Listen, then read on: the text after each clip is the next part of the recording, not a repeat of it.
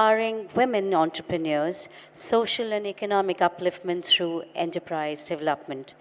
Ladies and gentlemen, this session will focus on the initiative around socio-economic upliftment of women through enterprise development models like Lakhpati Didi, which aims to empower women by fostering entrepreneurship and enhancing their contribution to household incomes through micro-enterprise. The discussion will highlight successful models and strategies that have enabled women in rural and underserved areas to become financially independent by leveraging microfinance and capacity building programs. With me, I would want you to join to welcome our distinguished speakers of the session.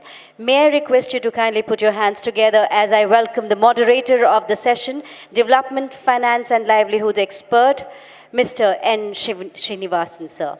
May I request you, sir, to kindly join us onto the stage. I also invite Deputy Secretary, Ministry of Rural Development, Government of India, Dr. Monica, to kindly join us onto the stage. We also request our esteemed speakers, CGM, DMFI, NABARD, Mr. R. Inigo Arul Selvan, General Manager, Bank of India, Mr. Vinayak Shukla, Senior Rural and Agri Finance Specialist, the World Bank Group, Mr. Amit Arora, and Integrator PRADAN, Ms. Madhu Khetan, to kindly join us onto the stage. Ladies and gentlemen, we're all ready for our plenary session 3, which will also explore the challenges faced by women entrepreneurs and the support system required to sustain and scale these enterprises. With those words, may I now request the moderator of the session to kindly take over. May I request Mr. N. Srinivasan, sir, to kindly take over. Over to you, sir.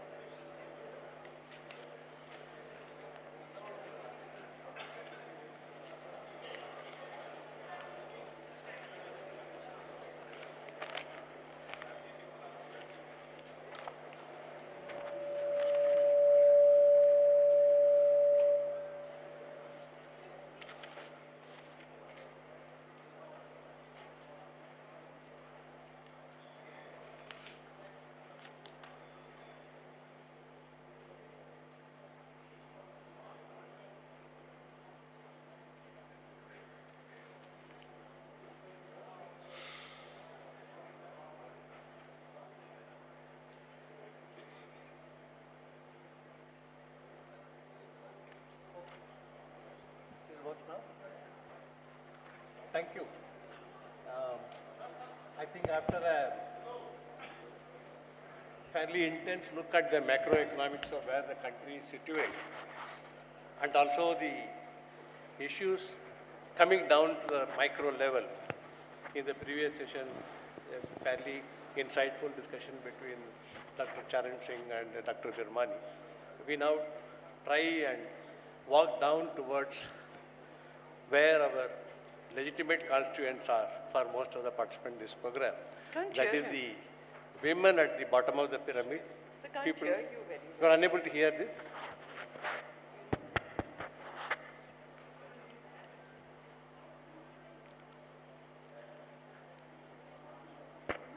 Yeah, I can.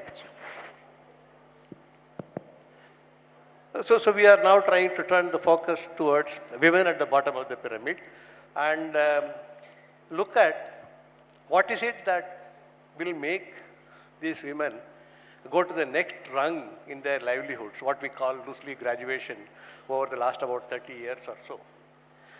When we look at the macro numbers of the current estimated population, maybe around 700 million are women. And of this, if we talk about the adult population, it's around 420 million, roughly. We put together the numbers of people who have been funded through self-help group bank linkage and also through the MFI network. It's about 150 million if you take, say, 10% off towards them being men possibly. But I'm not counting the overlap here. Roughly, it translates to about, say, 35% of adult women having been linked by financial services, and about half of them, especially through the self-help group linkage program, have some kind of access to an initiative that will put them through income generating kind of activities. But then the last year's NRLM survey says only 1/3 of the women linked, they are into viable income generating activities. Maybe the remaining 2/3, we are not fully sure whether it is seasonal, whether it is transitory, or is it that they are trying to manage liquidity by the financial linkage. But when we look at the content of the session and how we look at the issues that flow, the question is it we are talking about the gender or we are talking about enterprise? That's one of the basic questions that come in. And also, are we talking about income generation which is viable? Are we actually talking about developing an enterprise spirit in the kind of people that we are discussing? Of course, we will unbundle some of these questions hopefully through the next about an hour or so. I got an eminent panel here who come from different policy and operational establishments, from the highest level from the World Bank funding multilateral, multinational projects, to bankers who are financing an Apex Bank which has been the initiator of this move, along with Al who was here, who was referring to it yesterday so much. And of course the government, which holds the umbrella over several of these groups through the NRLM and other associated structures. So we have a variety of practitioners out here. The way the session would be, we are having some 2 rounds of questions to the panelists. They will make brief observations from their backgrounds. And then, if time permits, we will take a couple of questions from the audience before we wind this down. My first question is a very general kind of a question. From each of you, if you take about, say, some 4 minutes or so, our time has been cut from when we planned this and now, to talk about, from your experience of having dealt with this space, the women, their needs, and how they can actually graduate into the next higher rung in their livelihoods. What have been the challenges in making their livelihoods work, making them entrepreneurs? And have you found anything in your experience that has worked better than other initiatives that we think we should take it forward? Can I start with you, Dr. Monica?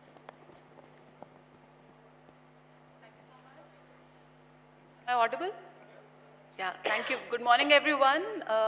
Thank you for having me here. It's a privilege to be amongst the like-minded people who are working very hard to increase the space of women entrepreneurs in our country. When we imagine the growth story of our nation, we imagine factories, industries, urban areas.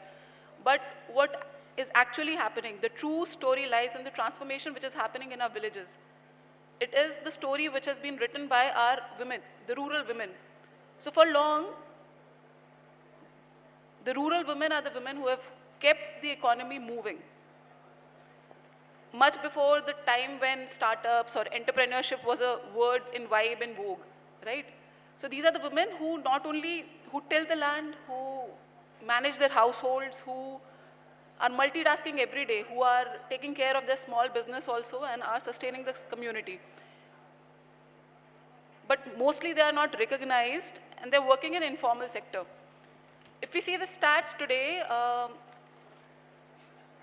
for every 5 MSMEs enterprises, only 1 is led by a woman. So what NRLM does is we are trying to change that, we are trying to improve that. NRLM started with a very basic, very simple conviction that if you get women together, if they come together, if they save together, if they dream together, they can make a change not only in their family, in their household, but also change in the local economy. So with this simple conviction, today after 15 years of our whole journey, we have reached to a place where 10 crore rural households are connected, integrated into 91 lakh SHGs, federated into village organizations and cluster level federations. So it's not just the number, it's a whole transformation which is happening. It's a silent revolution which is happening. And it starts very small. It starts with something like saving 10 rupees or 20 rupees every week in their SHG. But that builds on their trust, that builds on their discipline. And eventually, slowly, they avail credit and then they diversify their livelihoods. Originally, most of our country comes from agriculture. So from a mono agriculture, sustenance agriculture, they're moving to diversification of livelihood, which is the mainstay of our program.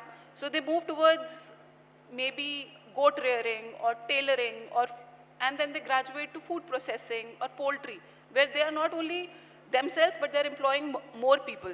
So this is the transformation. When we, within our system, we try to call it an upward spiral.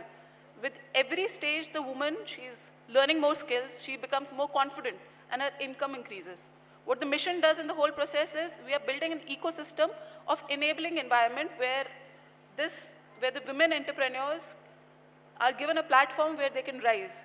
So we have multiple interventions like SVEP, which is the Startup Village Entrepreneurship Program, where about 6 lakh women have already been assisted in creating their enterprises successfully. We also have MED, which is a Micro Enterprise Development Program. We also have incubator programs. These all assist women, train them, skill them, provide them information about the digital system, about the finances, about marketing, and linking everyone. As far as credit, access to credit is concerned, we presently have partnership with 12 public sector banks, and they have made a customized product for women SHG entrepreneurs. And these entrepreneurs, in less than 3 years, we have been able to provide credit to 8.5 lakh women entrepreneurs, and they have availed loan up to more than 10,000 crores. And the scope is increasing, and the graph, if you see, it's an exponential graph. So in the coming times, we are very hopeful that the number will increase. Similarly, we are trying very hard to improve the market linkages, which is a major bottleneck and a challenge. So earlier, if a Didi used to make pickle, but her market was limited to her village.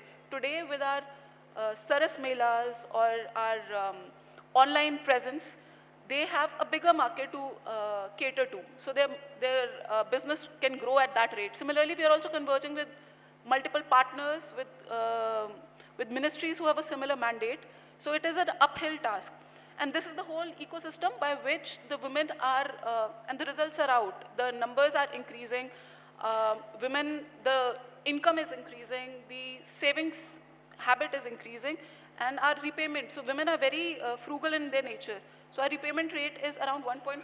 So 1.7 is our NPA percentage, which is the lowest among the Indian banking system. So with the whole ecosystem and process, we are moving ahead. And this is the result why we have the Lakpati Didi system, and we have more than 2 crore Didis who have an annual income of more than 1 lakh presently. And we are building on it. It's a very well-designed scheme by which enterprises amongst women is increasing. Thank you. Thank you, Dr. Monica. I think from policy and strategy, I'll come right down to the ground, Madhuji. The transformative nature of this entire NRLM and the SHG movement that it was building on, and the kind of support that's available, whether it's access to skills, finance, and markets, though not in abundance, to a large extent the initiative is ongoing. So from your experience, how does this operate on the ground? Also, I want you to add a flavor of, we talk about women doing enterprises, our needing to take them up. Is it what they actually preferred as the first choice, or is it a compulsion because the options available to them otherwise are limited? And how does it play in how the ground gets organized? Thank you, Srinivasan ji. And thank you, Sa-Dhan, for, for organizing this. And it's been a illuminating, 1.5 days for me. And so coming to the question, Srinivasan ji, I think, we've had the opportunity to work closely with the NRLM as a technical support agency over the last close to 6 years now, and very valuable learnings and really meaningful for both for PRADAN as an organization and also for me as an individual to learn how, change at scale, which is a very different ball game, you know, the kind of work that we used to do on the ground by ourselves. So, so this question of, you know, I mean, my own learnings, and Vijay, our co-founder, you know, always say, and I see it also happening, that, you know, enterprise promotion in isolation, I mean, it has to be thought of in a larger continuum of livelihood enhancement. And because, you know, he always used to say, if you have to make the rural non-farm sector grow, you have to actually invest into farm sector development, and only then, you know, so it's like it's inextricably linked to each other. So one thought which I see, you know, that we have to really think of it in the continuum of, you know, farm, off-farm, and non-farm. Then, you know, one can, you know, really have a comprehensive enterprise development strategy. The other thing, you know, is that having said that, the problem is not so simple. I mean, in every so-called, you know, even a low monetized remote area also, you will have opportunities, but it's only, the matter is, you know, how many people are able to access those opportunities. So in a higher monetized economy, probably a larger percentage of people will be in a position to actually access those opportunities, and a low monetized economy may be a lower percentage. So the challenge, therefore, is to not wait till, you know, the economy reaches a level where you kind of, but, you know, actually how do you kind of scale enterprise promotion efforts across geographies, so that, you know, women who are ready don't really need to wait till you know, till the ministry decides to upscale the enterprise promotion initiatives. Now, so we've seen, and Dr. Monica referred to the suite of, you know, enterprise development programs that NRLM has been running, which is, you know, SVP, MED, and OSF. And I think, you know, I mean, these programs have really contributed to unlocking women-led entrepreneurship on the ground. You know, coming to your question, so it's not really, I mean, of course, there are several gender constraints that women experience. So, so women, I mean, we have to address, and NRLM, I would say, kind of through its various kinds of verticals. So there is, you know, work on FI, but there's also work on ST, the social development vertical, which recognizes the challenges or constraints that women face, and there are a lot of efforts to actually recognize these and embed a gender integrated approach now into the different verticals also. So these initiatives are beginning to now take off and scale, attain scale. So I'll maybe come to the enterprise specific challenges and what needs to be done in the second round of question, but I'll maybe pause here. Thank you, Madhuji. I think now I turn to Vinayakji, being a practicing banker and then having had an interface with all kinds of women enterprises, the corporate ones, the large ones too, the tiny one right at the bottom of the pyramid.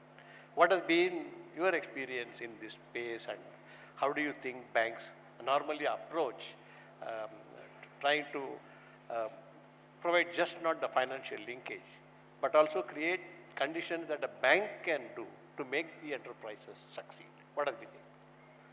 So good morning, Srinivasan, and thank you for inviting me as a panelist. Good morning all. Good morning, Sa-Dhan team. See, I will start my deliberation with a Sanskrit sloka, which means that if we are going to respect the women, the vibes will be positive, the growth will be happening. Yatra naryastu pujyante ramante tatra devata. It is a very old sloka. Now banks are the implementing agency, what the government is planning. what are the schemes of the government to uplift the women or women entrepreneurship development. We are the agency through which the government is doing all these programs. Starting from SRG, the inclusive growth, where the credit culture is being imparted to the women's, where the saving culture is being imparted to the women's. We are participating in SRG financing, and we are going up to the startup, or we can say the corporate funding also to the women's. Just I am sharing some of the details, how the banks are involved. Through the rural branches, semi-urban branches, we are doing the SHG funding. Even this Mudra scheme, which was launched in the year 2015, now it is more than 10 years. Out of the total Mudra beneficiary, 60% Mudra beneficiary belongs to the women. And this even in Mudra scheme also, there are 4 different tiers, Sisu, Kishore, Tarun, and now the Tarun Plus also. But as a banker, what we observe that major section of the Mudra beneficiary are coming from Sisu and Kishore. Though the number of the Mudra beneficiary is 60%, but when we talk about the actual quantum, how much advance we have given to the women, it is very less. Our 20% advances are going towards the funding to the women. Again, after doing the bifurcation, what we observe that most of these advances are going for as a consumption loan. It is not for the business loan. It is changing, no doubt it is changing, but it will take more time so that women can come for this business loan other than the consumption loan. I am just sharing some of the data. Out of the total gold loan, 60% gold loans are being availed by the women. In education loan, more than 34-35% are being availed by the girl student. Similarly, in housing loan, 32% are being availed by the women. The actual growth, business growth, see, from the yesterday data, what we have extracted from the msme.government.in, out of the 7.12 crore the SME entrepreneurs who have registered for the Udyam registration and Udyam Assist portal, 2.82 crore are the women beneficiary. Means 2.82 crore women have applied for Udyam registration and Udyam Assist certificate. But when we go for the actual, how many of them have came to the bank for the credit, the number is very less. Now, through the tailored product, every bank is coming for the financing to the women entrepreneurs by giving better rate of interest, leverage in collateral security, better repayment period. As a banker, what we observe, when we are dealing with the women entrepreneur, they are lacking in the credit history. They are lacking in the digital footprint. They are lacking in the alternate data. Now, with the QR code and all, it is being created. So we are very much hopeful that we will implement the government program for the development of women entrepreneurs. We are participating in a startup, we are participating in a stand-up. We have a several schemes. Our bank is devised as one scheme called Udyami Vanita. In that scheme, I am just sharing that during this year, we have grown by 325%. Though the base was very small, it has started from 150 crore. Now it is more than 500 crore as on date. So we are growing, we are supporting the government scheme for the development of women entrepreneurship. Thank you, sir. Thank you, Vinayji. That's absolutely data-based kind of a presentation you have made, looking at the strides banks in general have made towards financing women, especially women enterprises. And your numbers from Mudra show that still on an average, smaller size loans are what flow to women. They don't get into the larger space. Of course, the theme of our discussion is the smaller size, but it's quite encouraging to know because we remember in 2000, Government of India brought in a modest target of all bank loans, 5% should go towards women in 3 years' time. Thankfully, within 2 years, bank achieved that, but now we are a long way from there. I now turn to our apex banker from NABARD, Arulji. What has been the experience of NABARD? You have been in this for almost 40 years now as a bank, and working not only at enabling savings and credit functions for the groups, but also the graduation parts. So what has been your experience, and what kind of challenges are there where we have achieved success? Thank you, Srinivasan sir, and very honored to be part of this eminent panel. Thank you, Sa-Dhan, for it. NABARD as an organization has been working towards inclusive growth, and inclusive growth cannot happen if you don't include women into the fold. So that has been our forte for the last 4 decades. And several initiatives we have taken right from, of course, all talked about the SSG bank linkage program, which now all the stakeholders have adopted, which was started as a pilot of 500 groups way back in 1992. Now the entire ecosystem has adopted, and now the focus is on entrepreneurship development.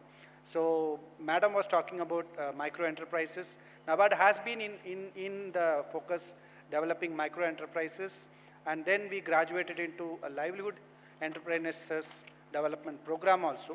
Micro enterprises is a ramp up stage, we can say, whereas the livelihood, it is more hand-holding for incubation also. We have seen that in livelihood based programs, entrepreneurship development program as a pilot, the income growth has been substantial. The survival rate of the enterprises also has been substantial. So that has happened. But the key here, what I feel, is identifying the sector where the enterprise can work well. Madam was talking about rural enterprises, and there was a talk by other madam also on the farm and the off-farm sector. So actually, we have also tried to promote entrepreneurship across all the sectors, and I can say across the value chains also. So today, if you can go into, if you type FPO and say millet and women, you will come up with a story of a women-based FPO in Andhra Pradesh who are into processing, and it's an enterprise. It's a bigger enterprise. Maybe it is made up of small enterprises within among the shareholders. So that is our focus now.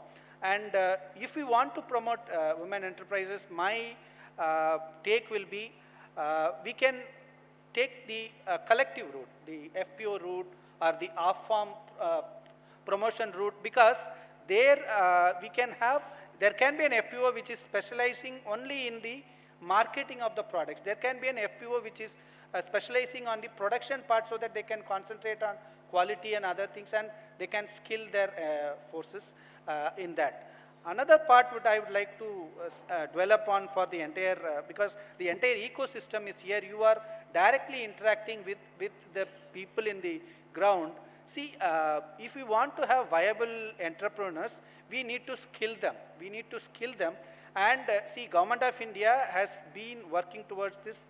Maybe you must be all aware of the National Skill Qualification Framework. There is an Agriculture Skill Council. They have the Skill Qualification Framework. We need to train our youth, the rural women primarily, and also the rural men, I will say also. So we need to train them with enough skills so that they can provide quality, the production process, whatever they are doing is up to the mark. So this framework needs to be adopted. We should not have, earlier we were telling in our NABARD experience, MEDP, and we also had the skill development programs. So we used to say it should be part of the National Skill Qualification Framework. If you are going to train for nursery, it should be part of that curriculum. If you want women enterprises in, say, fashion or beautician course, it should be part of that. And so that there is, the consumer is also having confidence that, yes, if I go to this particular institute, establishment, there I have trained people under this. So we need to adhere to these frameworks which have been stipulated so that we can have qualified entrepreneurs in the ecosystem. Thank you, Arulji. I think a couple of important triggers that came up when you were talking is not enough only to focus on women alone when we develop enterprise development. You skill the men as well because they have to do something around the local So one more space. point I can just want to add. Now RBI's priority sector lending is on micro, small and medium enterprises. Should we have a classification of a nano enterprise? Whether there should be a target setting for nano enterprise, then I think the entire banking financial system can be focused towards supporting these nano enterprises. This is my opinion also, sir. Thank you. I think both policy establishments are side by side. I hope there is more discussion taking place between you and Dr. Monica and of course towards RBI. Amit, now I come to you. World Bank has been financing graduation programs right across the world, and in India there have been some fairly large and significant programs that you have done. Especially the enterprise development, I think, whether it is Jharkhand, Bihar, Orissa, significant work, especially the point that Arulji was making earlier. You don't want to go so much the individual route. Can you clusterize women into either federation level enterprise activity or forming new FPCs? Also some areas where you talked about one product, one cluster designed by NRLM.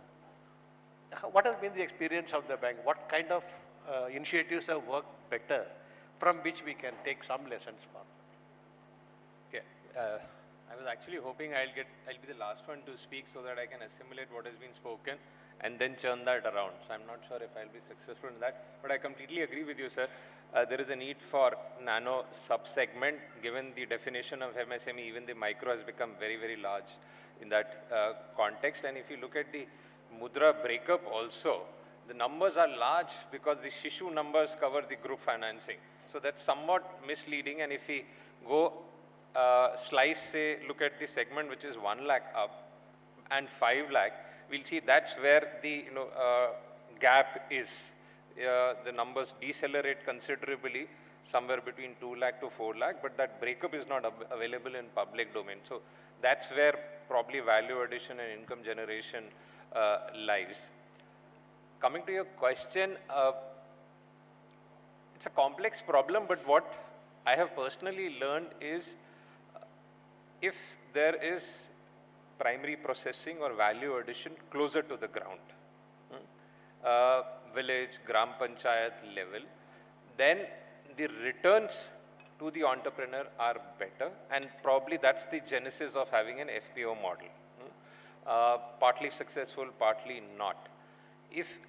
While we have considerable experience in cluster development programs, which are somewhat larger scale, more formal sector, if the DNA of that model can be taken closer to the village level, investments are made in primary processing, which leads to better returns and value addition at the local level. That helps a lot. That's one experience. Secondly, government programs in India we have no dearth of. Challenge is how do we integrate or converge. Even Skills Development Ministry has a credit guarantee program. How many here would know, and how many other departments or programs would have actually leveraged that? So we need to figure out a DNA where we are able to work in a more integrated fashion. Easier said than done, but learning from the manufacturing sector, more like an assembly line mechanism. Or why only manufacturing sector? From the moment a child is born, we know, the trajectory child has to take. Nursery, say, primary school, say, higher school. And our job is to build that capacity so that in due course the kid can take informed decisions. So the programs need to be a little more integrated. And last on this particular part, forward linkages. That's where we struggle. We invest because there are budgetary allocations, because there are programs, but competitiveness and ability to deliver according to the market's need. That's something we've yet to crack, especially when we work in rural areas, we work through collectives. If we can do that matchmaking where we align ourselves to the need of the market players and ultimate consumer, and then work backwards, that I think works very well, and that's where some of the disconnects happen, which needs to be plugged in. Yeah, thanks, Amit. I think the issues relating to identifying a given market and working backwards from there. And also the point that you made, it's not any enterprise which just trades, but you add a level of processing so that the gains, when you go up the value chain, they are realized for the basic producers and the entrepreneurs, I think. And some of these have been tried out, of course not at scale, maybe the next generation. Maybe in the second round, I'm going to catch up on a few more points with you. I think, Dr. Monica, I then come back to you. Now, we have had a range of, what do you call, practitioners talking about where they sit and what is across their table. We have run this Lakpati Didi scheme for some time now.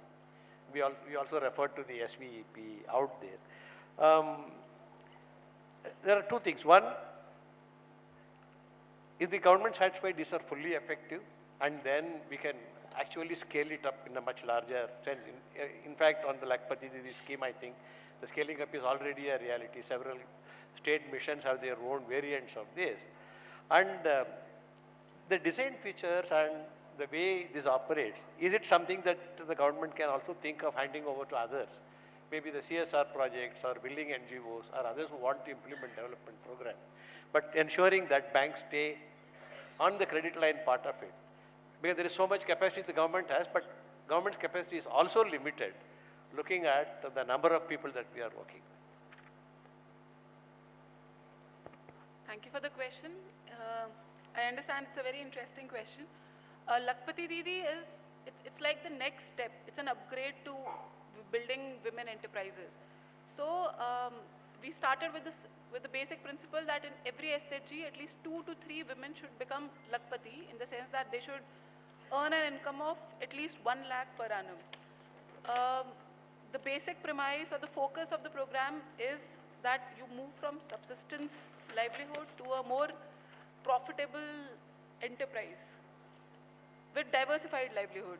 So what we do is we identify a potential Lakpati Didi and her household. We have a customized livelihood plan for that particular household. We ensure that they have multiple sources of income so that resilience is built into the plan. So with that, we ensure that we provide them with skilling, with linkages for credit, for market, and they are mentored throughout the process by a CRP, the community resource person, who is a little more advanced, a little more forward Didi itself. So I'll give you an example. Let me give you an example from Maharashtra. So we met a Didi, her name was Sneha. So she was from Ratnagiri, and before coming into our fold, she was working as a housekeeper in a hotel in Mumbai. And her income was a mere 5,000 bucks per month, and she was barely making her ends meet. What she realized one day was the cashew which was being served in that particular hotel was coming from her home district. And the price at which it was being served, or what the retail, the customer is paying, was much higher than what the producer was getting. So that struck an idea, and she went back. She took the risk to go back. She came in the SHG fold. She got the desired skilling for it. And what she did was she took loan from the bank with the help of the SRLM. She took bank loan to the tune of 23 lakhs. So loan to that extent is available. She also took assistance from PMFME scheme. And with that convergence, she now has a food processing processing unit for cashew and mango. And her turnover today is 43 lakhs. And it's a game changer because it's not only her household which are engaged in the program. She has she has employed 10 people full-time in her enterprise, and indirectly she is benefiting 23, 25 people more. And the growth rate of this enterprise is really high.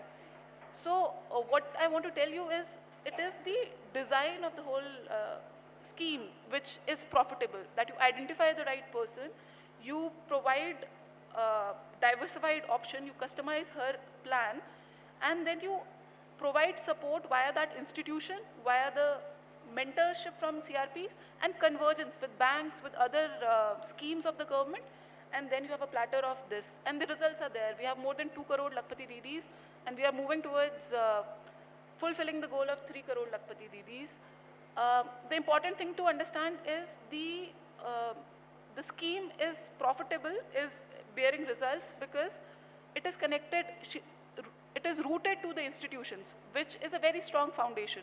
So there is a layering of the institutions over which the enterprise development is there. So there is a whole support system in place. As far as CSR and other enterprises of scaling it up further, I'm very sure our mission is open to collaboration. We are ready to share our modus operandi, our SOPs, our training modules, whatever is needed. It is important to understand that we need to work with institutions. So whoever is ready to come up with this needs to create, we can co-design our plans, co-create the models, but the clusters which we are creating should be aligned with our existing clusters of the cluster level federations which we are having, so that the first layer of institution is built and over which an enterprise can be done.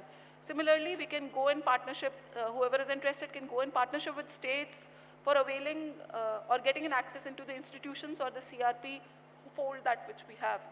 So important thing is to understand is, again, it is the institution, and each Lakpati Didi who is being assisted by anyone, any philanthropist, she's not just changing her own household. Every time a Lakpati Didi is made, there are, I mean, she's surrounded by 20, 30 Didis who are inspired by her. So it's a chain reaction. So that is what we have leveraged on, and that is why the numbers are promising. Thank you. Thank you. I think 2 lakh Lakpati Didis is large. 2 crore Lakpati Didis, it's more than the population of several countries. It's a huge number. I think it's an achievement that deserves applause.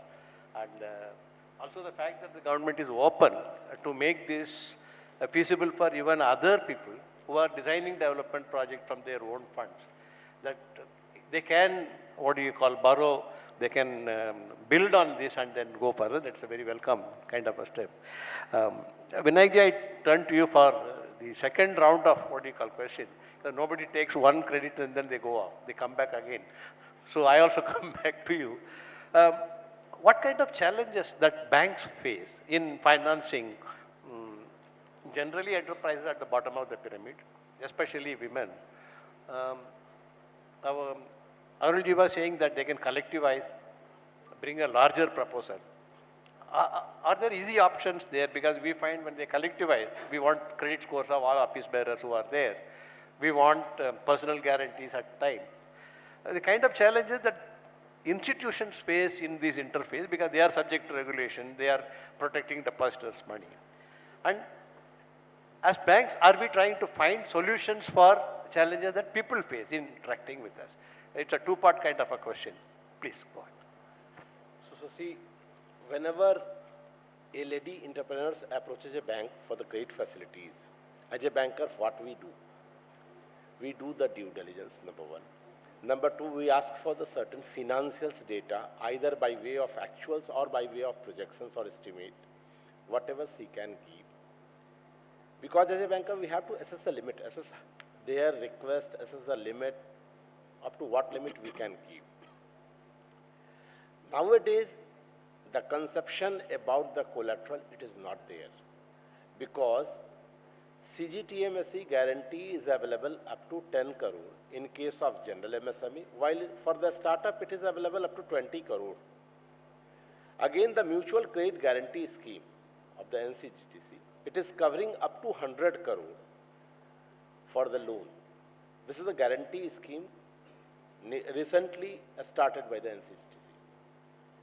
So collateral is not any issue for the bankers. Though we want, as a banker, we want skin in the game should be there. by any enterprise, whether it is a women enterprise or any enterprise. Banks these days, we are moving towards digital. The loan up to 10 lakh or up to 2 crore in our bank also, it is purely digital. And how the limits are being assessed? It is being assessed on the basis of alternate data source or the actual digital footprint what they are having. In case of new entrepreneurs, we are not asking much. We are starting with a loan amount of say up to 10 lakh or up to 20 lakh to start a venture, to start a business.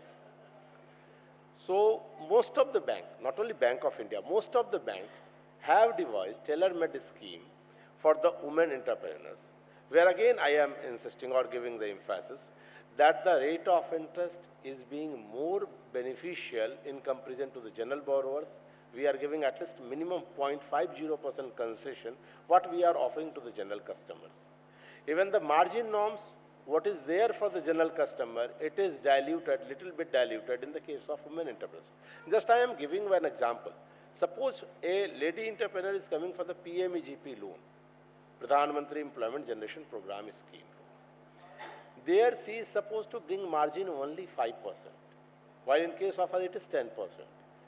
They are getting subsidy up to 35% from the government side if they are going to establish an industry in the rural area.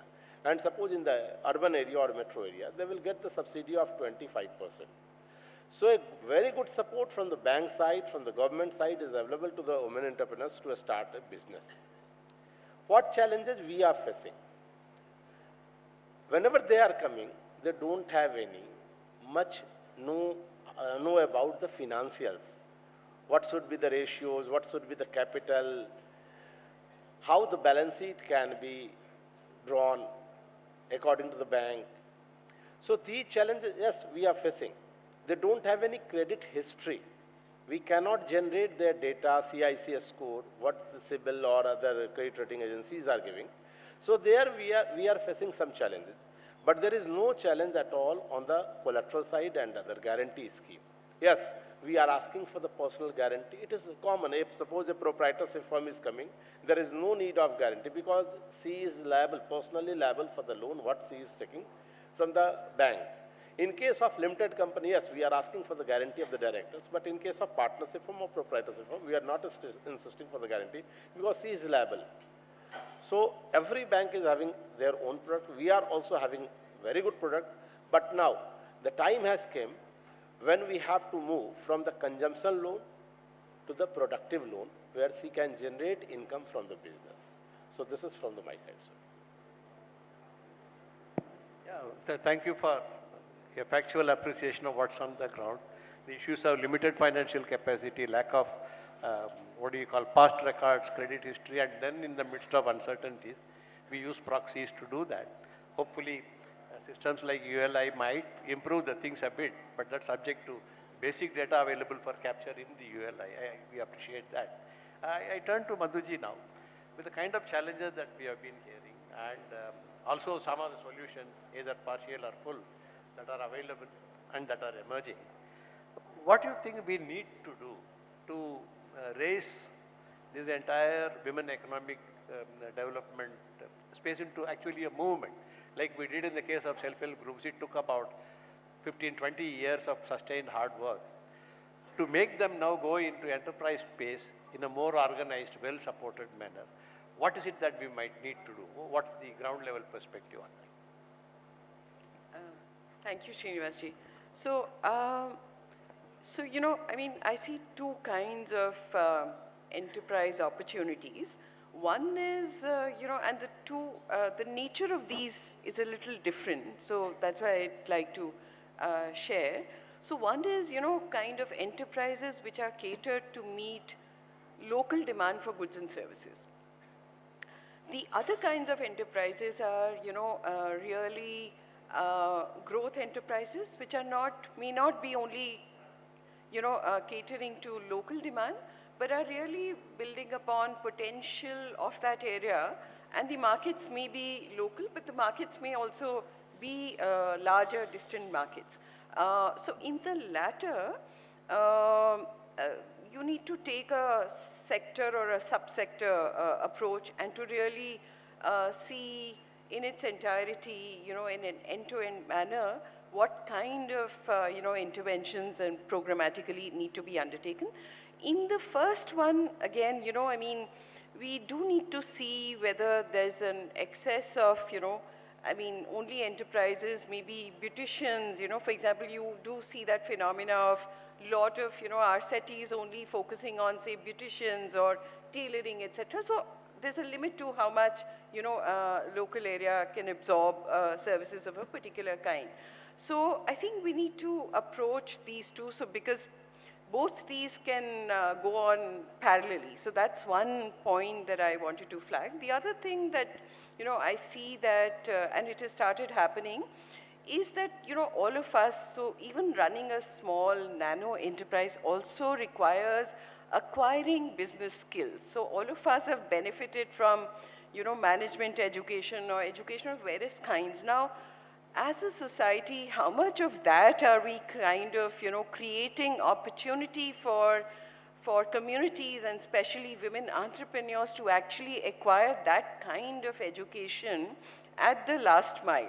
So incubation services, and I mean high quality incubation services at the last mile, are really the need of the hour, and you know, we need to uplift the kind of enterprise promotion effort that we are doing, which is leading to some kind of enterprise promotion, but really only the low-hanging fruits are kind of being addressed, but not the, you know, some of the upcoming higher order needs that are coming. For example, one need is just, you know, packaging, good quality packaging, because even if you go at the, in a small village, I mean, packaging makes all the difference, and so attractive copywriting, packaging, etc., so appealing to, which appeals to the aesthetic or attractiveness, etc.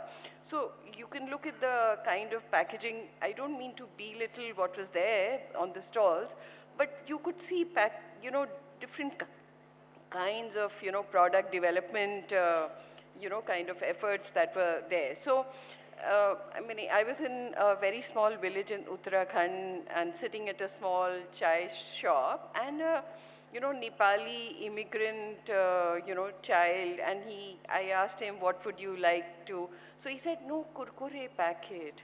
And there were other, you know, so I mean, so we do need to, you know, see how we can make, you know, things like quality, taste, packaging, all that at the last mile, how can they be of, you know, FMCG standards, if I can say so. So that's one really big piece lacking on the ground. The other thing is, you know, ideation actually. So one is, you know, the local ideas that women might already have need to be supplemented also with ideas from new innovations which can unlock several other kind of enterprise opportunities. So a mix of the two really is needed. The third thing that I would like to mention, and really in NRLM, and which is also linked to, you know, what Mr. Arul, I think, or Mr. Vinayak, I think, said. So in, for example, can you imagine SHGs functioning without, you know, having good quality accounting systems available? And for putting those kinds of accounting systems, we in NRLM have kind of really invested so many years of work have gone into, you know, kind of building. Now, have we, you know, collectively put in similar efforts into building good quality accounting, bookkeeping systems at the level of nano enterprises?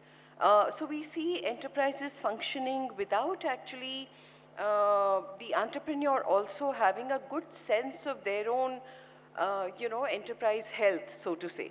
And, you know, these are all, you know, things which maybe comes to us naturally, or maybe doesn't even come to us naturally. We also need to be taught, really how to look at our own accounts.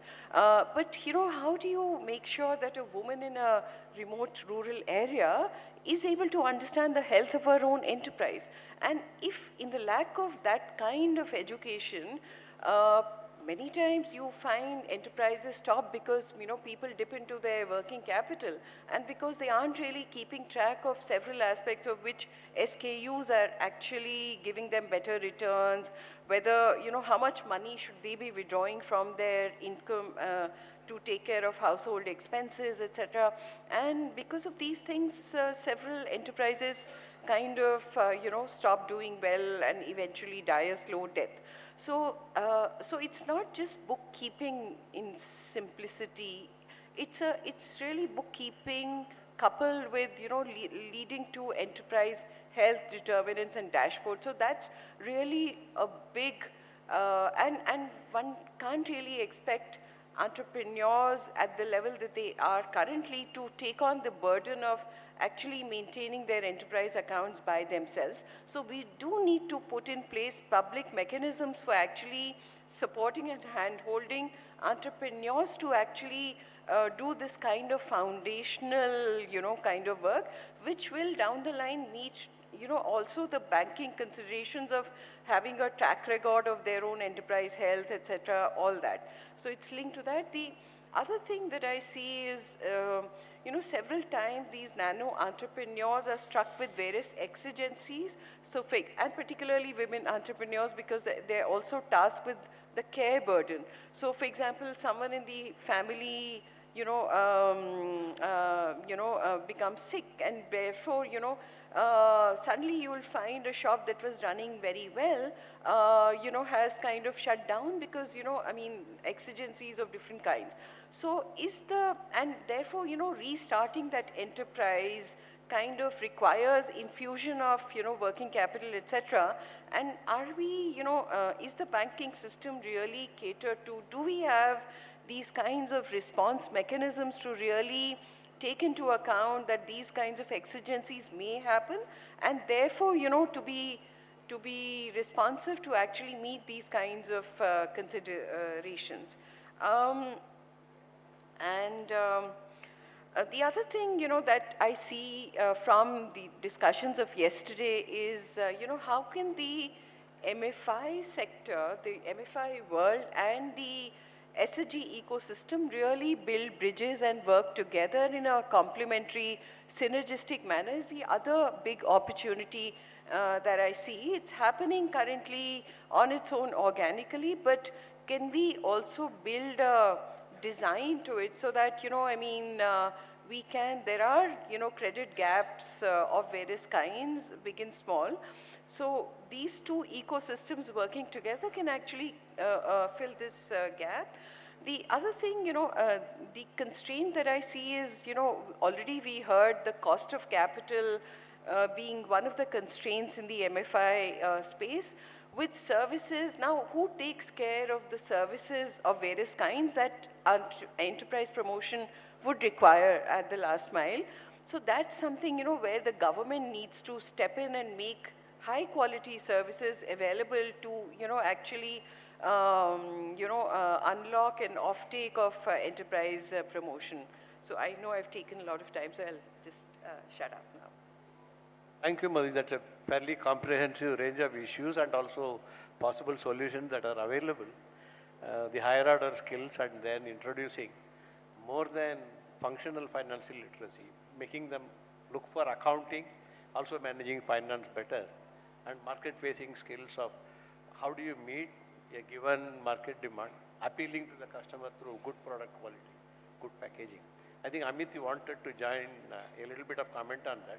But I'll also open the broader question, this your second round. What are some successful areas of intervention of World Bank which you think will help the WED in general? And also what you want to follow up on Madhuji's talk. Sure. I just wanted to reflect on the thoughts that have come from fellow panelists. Few things which you also mentioned about. I think fundamentally, we need to digitize the funds flow within the SAG ecosystem. From the collectives to the individual, back and forth should happen from bank accounts, and in the era of UPI, we cannot have a situation where this continues to be in cash. That will build digital trail and ease the burden on the bankers and rest of the ecosystem. That is very important. Secondly, seeing Khan sir here, I don't think sir would have visualized in 2006 or 7 while writing BC circulars what would it lead to.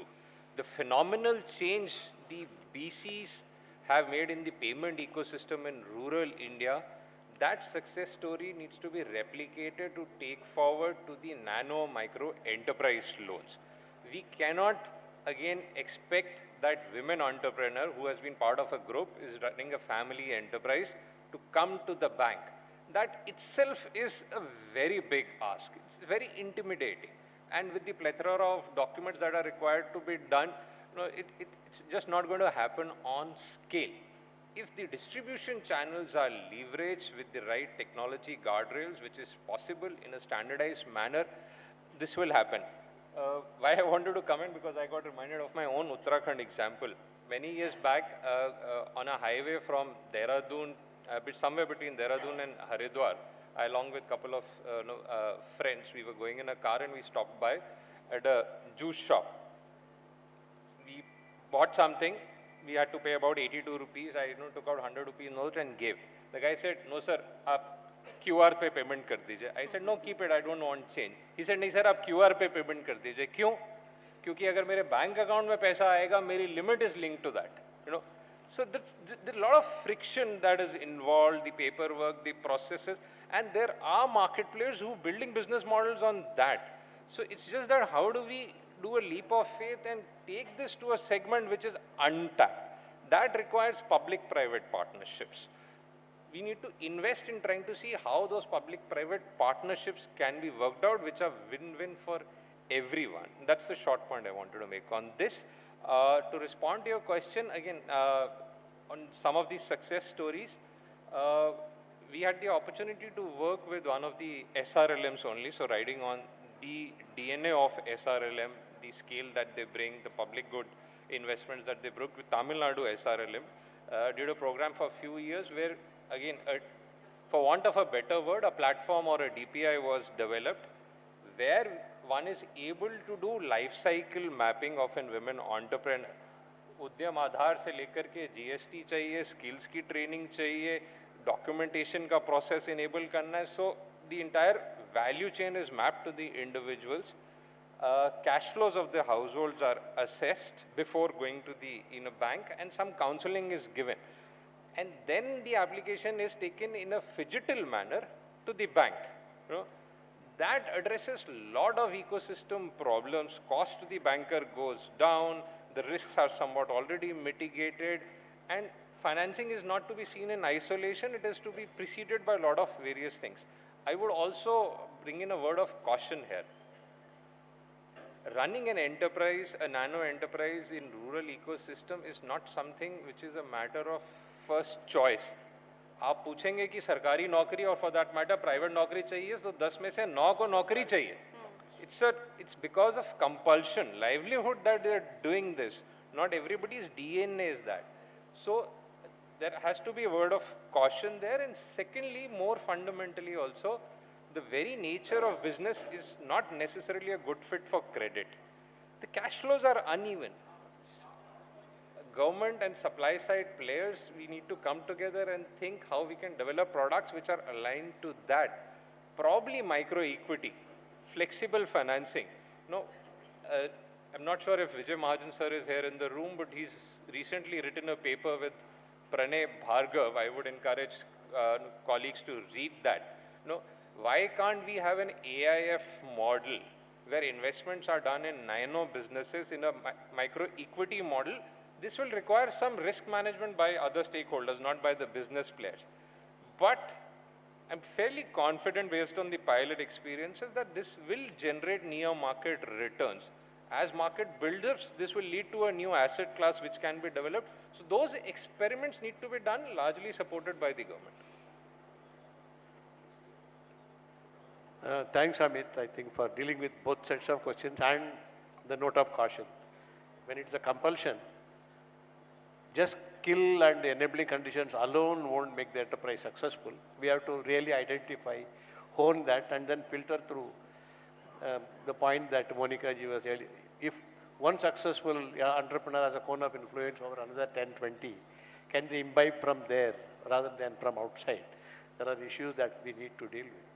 Now, Arul ji, now I come back on this round, you are going to have the last word. You have been running this successful MEDP for about 17 years, I think, and LEDP for 10 years.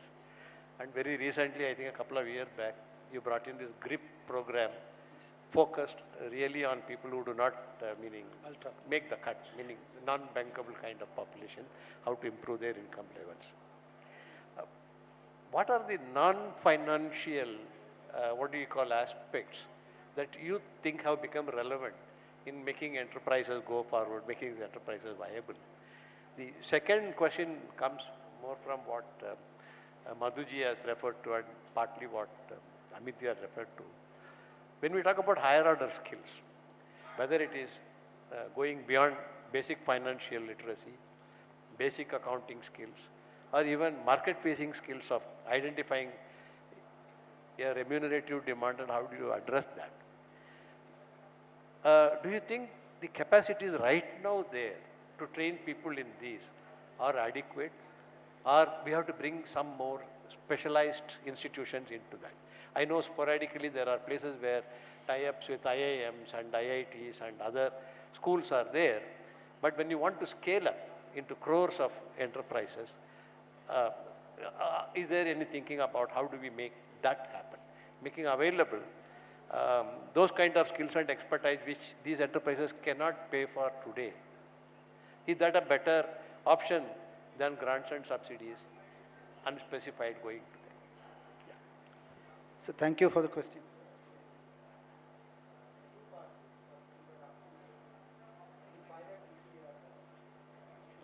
Yeah, thank you for the question, sir. And two parts of the question. First, regarding the pilot on the graduated rural income generation program, GRIP. Actually, it is aimed at ultra poor. It is a pilot which is we are just implementing across 5 states, covering 2,500 households, sir. It is in the second stage. We are implementing it, and we are focusing on end-to-end digitization, which he was talking about, asset capturing, monitoring. So that is how we are trying to do it, so that based on the learnings we can project it to the larger ecosystem to adopt it. So that is one thing. Second, regarding your question on the skill sets, sir, I can tell you is NABARD is focused on this. So we have a establishment called RCTs, Rural Self-Employment Training Institutions, under the Government of India umbrella, and it is run by the banking system. We have a learning management scheme system which we are developing through online video. Like, see, nowadays the Gen Z is there, so they are focused on learning online by themselves. So we are working on RCTs there, and several key areas of which are in demand. We are trying to create a learning management module with RCTs, and IIT Madras is our partner in this, that we are currently on. And another part which Madam was talking about is incubation. I think 2 areas where NABARD has been working on this is we have the rural business incubation centers we have established across around 11 plus centers are there, where we are focusing on incubating enterprises, maybe it farm enterprises, FPOs, and these RBICs, Rural Business Incubation Centers, are handholding on product development, packaging, and they are having tie-up with several institutions who are in the sector. To say, for example, I have Madurai Agri Business Incubation Forum, operated under Tamil Nadu Agriculture University, which has tie-up with even the IICPT, Indian Institute of Crop Processing Technology, for the packaging part. So, and we have one at IIT Kharagpur also. We have one at ISAR. So we have the rural business incubation centers where we are trying to incubate these people to take them to the next stage also. And some catalytic assistance and bootstrap assistance we are able to provide to these entities. But the ecosystem, like Mr. Arora was telling, see, the ecosystem has to come forward and they have to put in their risk capital also here. Okay, so because these enterprises will have their own challenges, there may be failures also. So we should also promote venture capitalists to come into these things. So Government of India has rightly put in the Agri Sure Fund. Many of you must be aware of it, for promoting enterprises, startups in the agri sector, and startups include women entrepreneurs also. So this is my take, sir, on this. Yeah, thank you so much. I will take 2 questions from the audience because we are probably hoping to spend another 7 minutes or so. So the first 2 people who get up and ask sharp questions, identifying who should answer. Yeah, please come to the mic there, if you don't mind.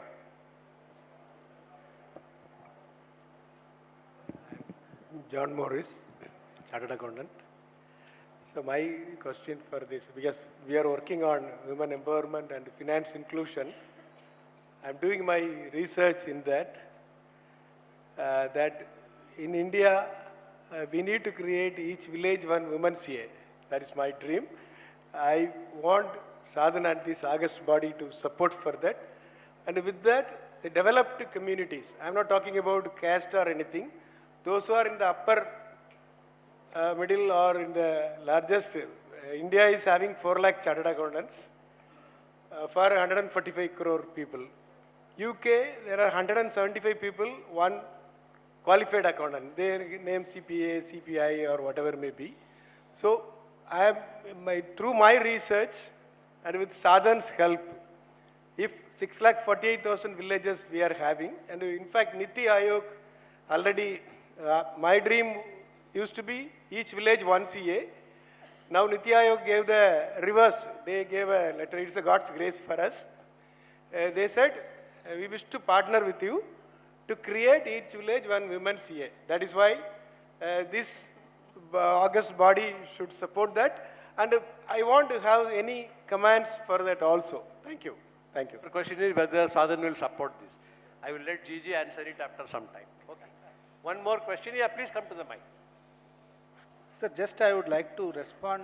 One point I want to tell before the questions, sir. Actually, even the general education system, if you take the ICR system now, I was seeing their present curriculum, rather than the scientific focus at the undergraduation level, the focus is turning toward entrepreneurship development in the thing. So the entire ecosystem is also working on it. That is happening across several disciplines. Say the chartered accountant, he was talking. There also, if you see the curriculum now, it is focusing on those skills like what Madam was talking about, business entrepreneurship management skills as a part of the curriculum also. So that we should appreciate these entities for transforming themselves to the need of this hour actually. Thank you, sir. Yeah, thanks a lot. It was very interesting to hear such diverse perspectives. I have a few questions.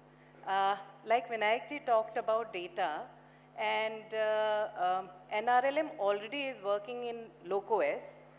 Can we look at the information that is coming from LocOS right till the member level? Because today with all the SHG lending happening, we are now not getting member-wise data. So that is a big barrier to access to credit for a large majority of women who are part of the self-help group program.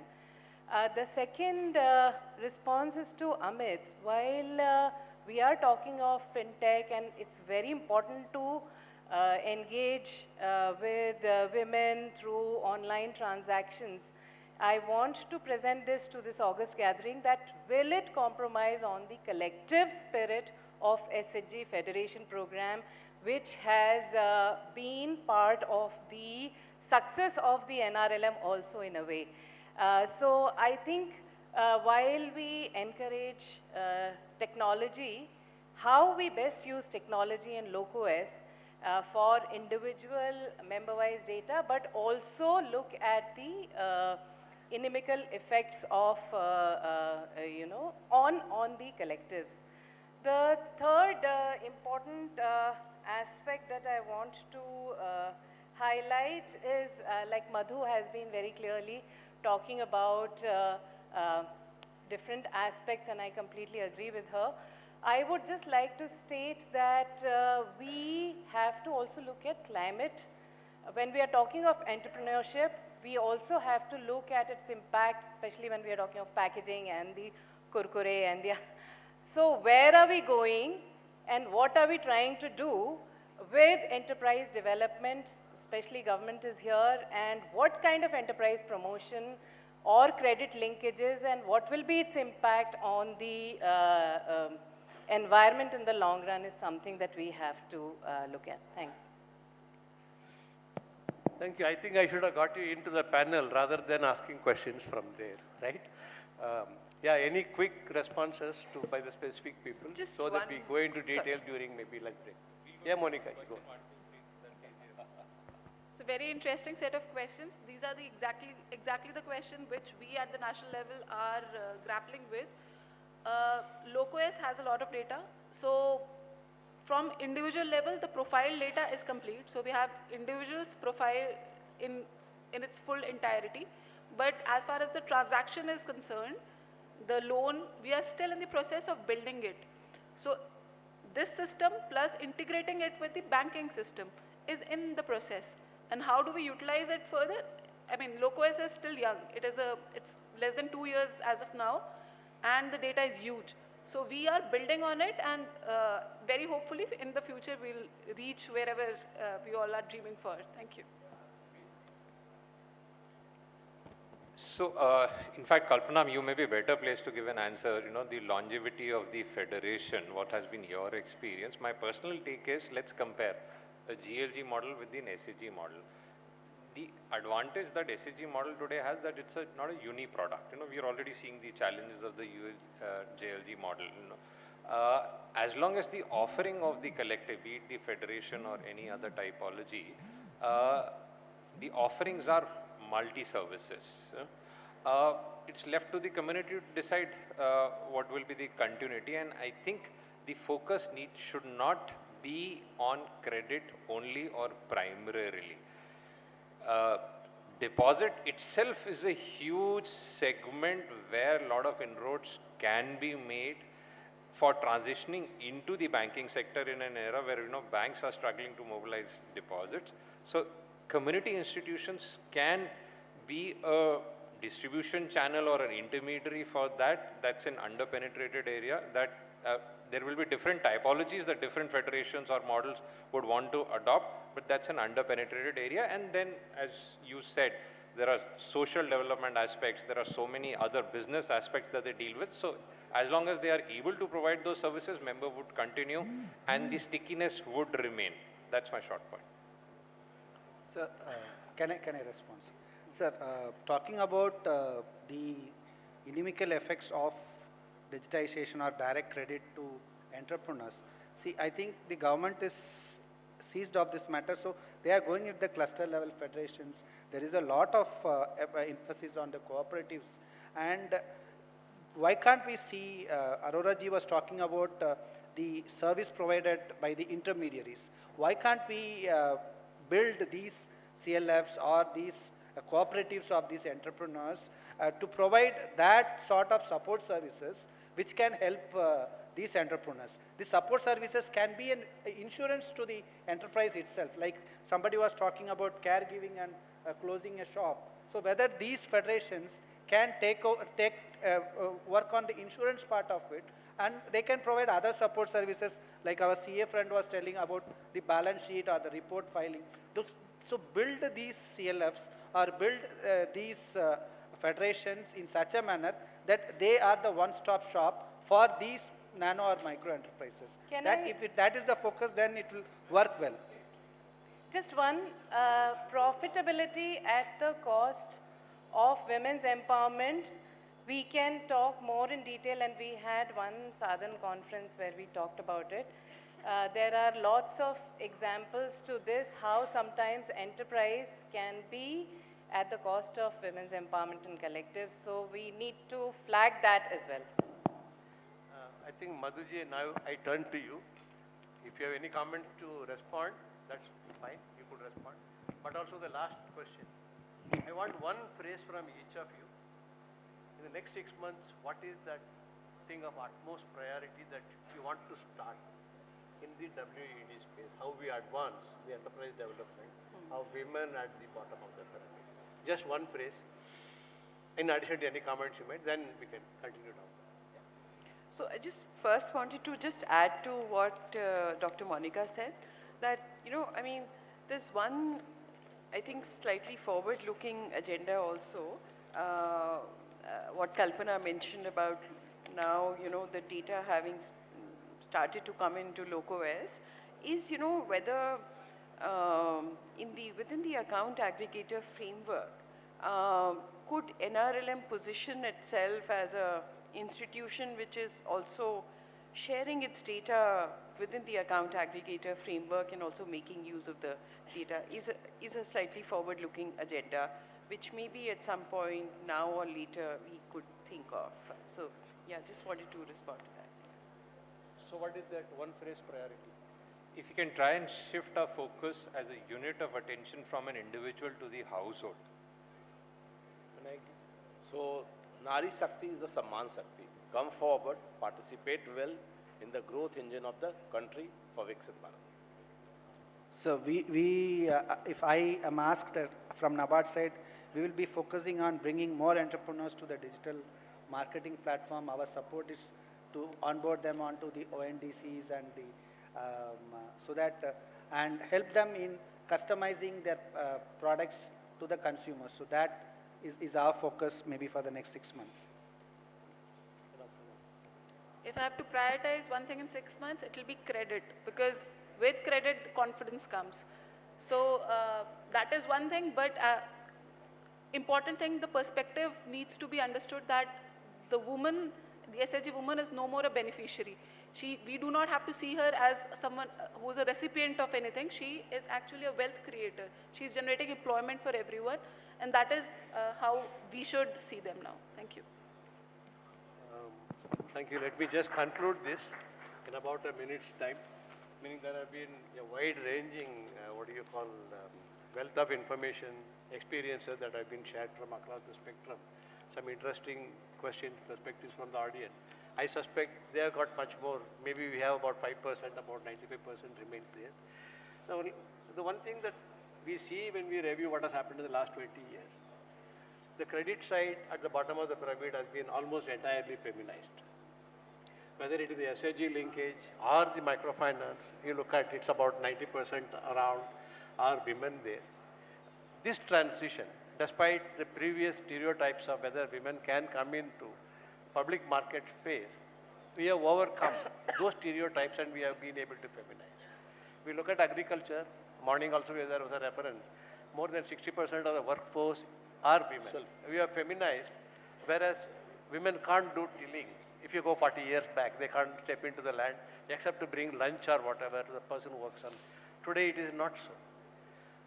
To what it will take to feminize the enterprise space at the bottom of the pyramid? That's probably the question we are asking.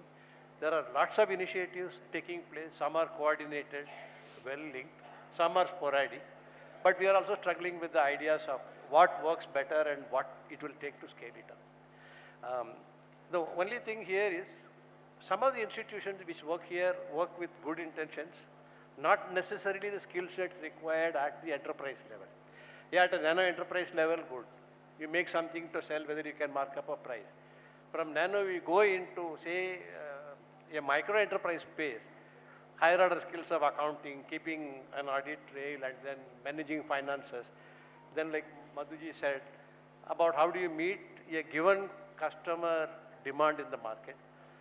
So, are we in some way, some of us who are in the field, operating by ourselves, trying to guide women, trying to keep the women enterprise at the level of our expertise, Rather than freeing them up, go to the next higher level, tell, look, you have to go to a specialist doctor for this. I can only treat common cold, fever. You require somebody who understands higher order issues and how to treat that. This is a question I leave with all of us here. And of course, resources are not a constraint. And like Vinayakji said, viable proposals get support. Can you establish viability? Just not by your intent alone, show us the record. And there are ways in which we do. The ULI, the Grameen score that is coming up. Hopefully someday, Mr. Nanaya is also here, SHG women actually getting credit scores through individualized entries on a credit bureau records might come through.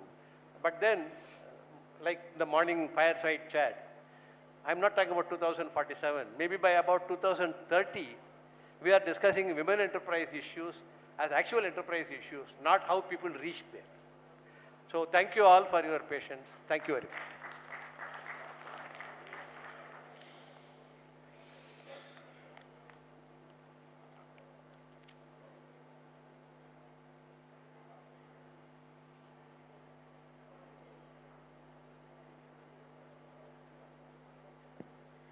Thank you so much, esteemed panelists. Thank you so much, moderator of the session, for a very illuminating session.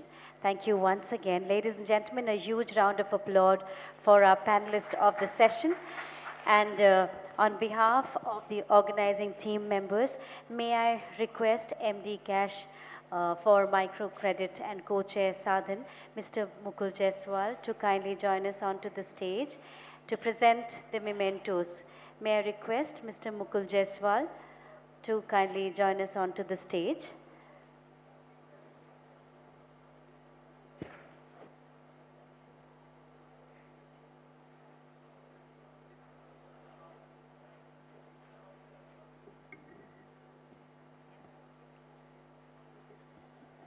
May I now request Mr. Sadaf Syed, who is the co-chair Sa-Dhan, to kindly join us onto the stage to give away the mementos.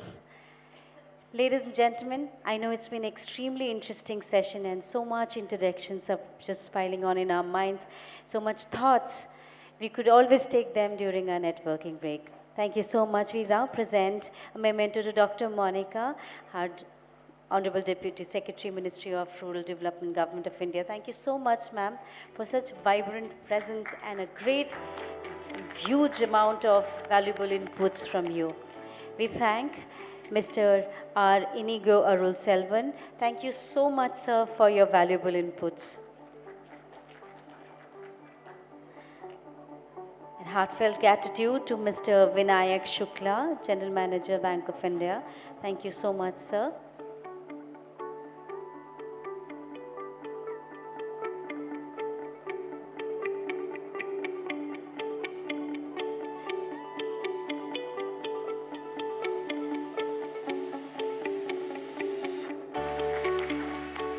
We also thank Mr. Amit Arora. We now present a memento to Mr. Amit Arora and thank him. Thank you so much, sir.